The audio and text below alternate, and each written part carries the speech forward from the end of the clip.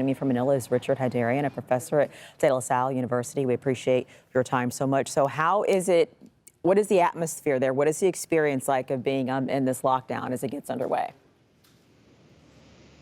Well, I would admit that it feels almost surreal, right? As Albert Camus said, the first thing that the plague brings is a sense of exile. So I think a lot of us had to have our flights canceled going out of country. Classes are suspended for the next month. Much of government work is also suspended. Thousands of police forces are going to be deployed across the city. 1,500 Joint Task Force members of the Philippine military are also going to help out.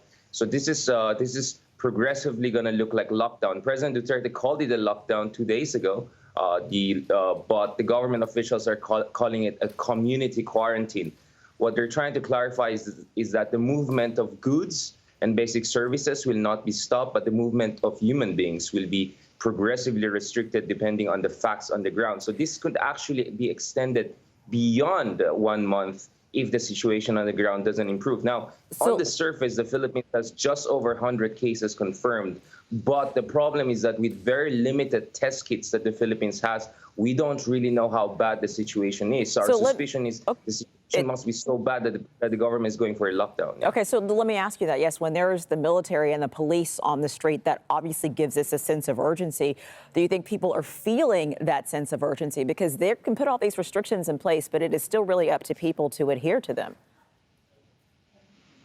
Well, to be honest, the process of the movement into the lockdown was a little bit messy. The president gave it 48 hours before it will be implemented. So that triggered actually an exodus where you've had thousands of Filipinos, some of them potentially infected, getting out of the town and now potentially spreading it to more ill-prepared parts of the city.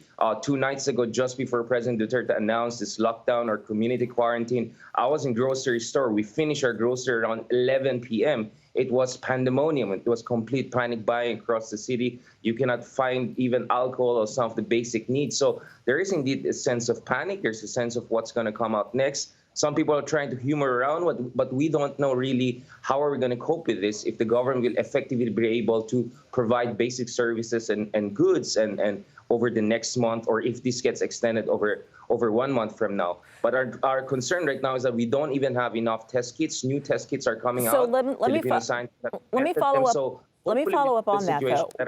Let me follow up on that. What is your understanding of how hospitals and the medical community there is prepared to deal with this? I mean, we're talking about a city, as you've said, it's 12 million people.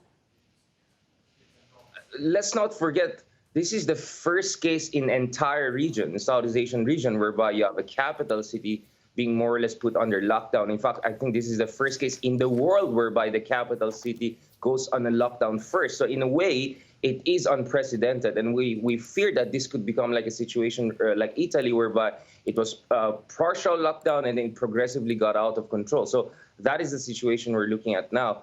And the thing is, we're not sure if the government is really prepared in terms of implementing this. The fact of the matter is that 2 months ago, there were a lot of people, including myself, calling for more strict travel restrictions, including from places like Wuhan and other badly affected areas. But the Philippine government, which has a very good relationship with China, and because of massive investments by Chinese businessmen, including the online casino business, President Duterte and a lot of top officials were very reluctant to impose restrictions. So there's a sense that this was completely preventable. The Philippine healthcare system is not prepared, but the president and his officials persisted. In fact, 1 week after the Wuhan lockdown, when the epidemic threat was very clear, the Philippine health secretary, not the foreign secretary, said that there will be diplomatic and political ramifications if the Philippines imposes restrictions on the entry of Chinese nationals. And in fact, some reports suggest that up until recently, there were still flights coming in from China, and there were exposés in the Senate showing that a lot of Chinese citizens could still get into the country